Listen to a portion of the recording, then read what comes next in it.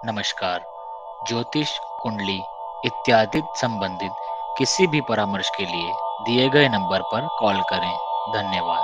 नमस्कार, जय माता दी। मैं हूं एस्ट्रोलॉजर शिवानी। आज मैं आपके साथ बात करूंगी एक बेहद खास विषय के बारे में। आजकल लव मैरिज बहुत ज़्यादा हो रही है और कई बार बच्चे एक ही गोत्र के अंदर शादी कर लेते हैं।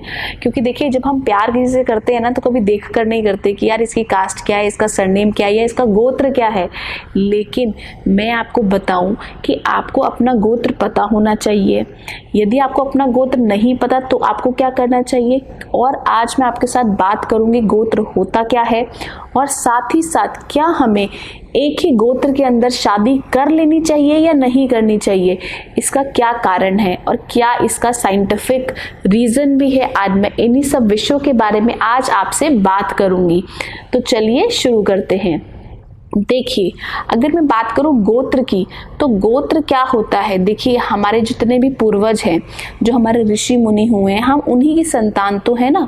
तो जब हम पैदा हुए तो हमारे जितने भी हमारे पूर्वज रहे, उनका क्या नाम था, क्या उनका गोत्र था, क्या उनका सरनेम था, वो सब हम कैरी फॉरवर्ड कर रहे हैं।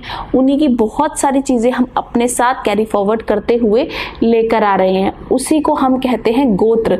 जैसे कोई भारद्वाज है, कोई कौशिक है, या कोई अलग अलग सबका गोत्र होता है, तो सभी के अलग अलग गोत्र हैं। तो गोत्र के हिसाब से ही आप देखेंगे, जब भी आप अपने घर के अंदर कोई भी कर्म कांड करते हैं, आप कोई पूजा करते हैं, आप पिंड दान करते हैं, तो आप जब भी आप देखेंगे तो ब्राह्मण जी आपसे हमेशा बोलेंगे कि अपना गोत्र बताइए।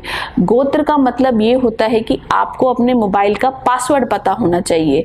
यदि आपको पासवर्ड पता होगा तभी तो आप मोबाइल खोल पाएंगे।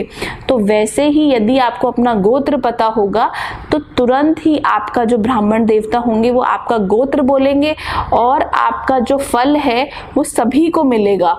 यदि आपको अपना गोत्र पता ही नहीं होगा तो क्या होगा कि आप बस इधर उधर भटकेंगे चीजें, और आपकी चीजें भटकती रहेंगी, सही जगह पर नहीं पहुंचेंगी। तो यदि आपको अपना गोत्र नहीं पता तो आप अपना गोत्र कश्यप लगा सकते हैं, या फिर यदि आपको नहीं पता, आपको कश्यप भी नहीं लगवाना, तो आप भगवान शिव का गोत्र लगा सकते हैं। क्योंकि भगवान शिव ही तो रचेता है और भगवान शिव ही अंत है। तो उनका गोत्र आप लगा लीजिए। आप भगवान शिव, आप सोचिए कि जिन्होंने सबकी उत्पत्ति करी है, तो आप उनका गोत्र भी आप इस्तेमाल कर सकते हैं। यदि मैं आपके साथ बात करूं क्या हमें एक ही गोत्र में शादी करनी चाहिए, तो हमें एक ही गोत्र में शादी नहीं करनी चाहिए, ऐसा मेरा मानना है। क्योंकि देखिए, आप देखेंगे जितनी भी मिडिल ईस्ट कंट्रीज हैं वहाँ पे, और ये पाकिस्तान में, या आप देखेंगे इन सब कंट्रीज में आप देखेंगे बहुत ज़्यादा कजन्स मैरिज होती है, और यहाँ पे भाई बहन शादी कर लेते हैं। और आप देखेंगे कि एक रिपोर्ट भी आई है, वहाँ पर सर्वे हुआ तो वहाँ पे पता चला कि वहाँ पे बहुत सारे हेल्थ इश्यूज जो वो हैं वो कैरी फॉरवर्ड हो रहे हैं। वो इसीलिए कैरी फॉरवर्ड हो रहे हैं क्योंकि हम जो शादी है अपने परस्पर भाई बहनों में ही कर रहे हैं, एक ही वंश में कर रहे हैं। तो आप देखेंगे कि वहाँ पर कैंसर की, थैलेसीमिया और बड़ी बड़ी टीबी की बीमारियाँ पीढ़ी दर पीढ़ी चल रही हैं। क्यों चल रही हैं? और ये बहुत ज़्यादा बढ़ती जा रही है, चाहे वो डिप्रेशन है और भी बहुत सारी बीमारियां बढ़ती जा रही हैं। इसका जो कारण है वो यही है कि आप एक ही गोत्र के अंदर शादी कर रहे हैं, आप एक ही चीज़ को कैरी फॉरवर्ड अपने आगे होने वाले बच्चों के पास भी भेज रहे हैं। तो आपको ऐसा नहीं करना चाहिए। आपको गोत्र एटलीस्ट 3 गोत्र छोड़कर ही अपना विवाह करना चाहिए, ऐसी मैं आपको सलाह दूंगी। क्योंकि देखिए, अगर आप ऐसा नहीं करेंगे तो इससे नुकसान किसका है? नुकसान आप ही का है, किसी और का नहीं है। और आपके साथ साथ आपकी आने वाली आगे की जो पीढ़ी है उसका भी नुकसान है। तो आप ऐसा नहीं करिए।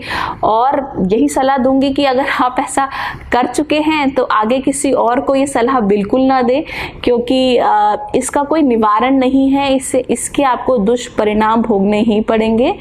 तो मैं आशा करती हूँ आपको समझ आया होगा कि गोत्र क्या है और हमें एक ही गोत्र में शादी क्यों नहीं करनी चाहिए। अब मैं आप सभी से इजाजत चाहती हूँ। तब तक के लिए जय माता दी।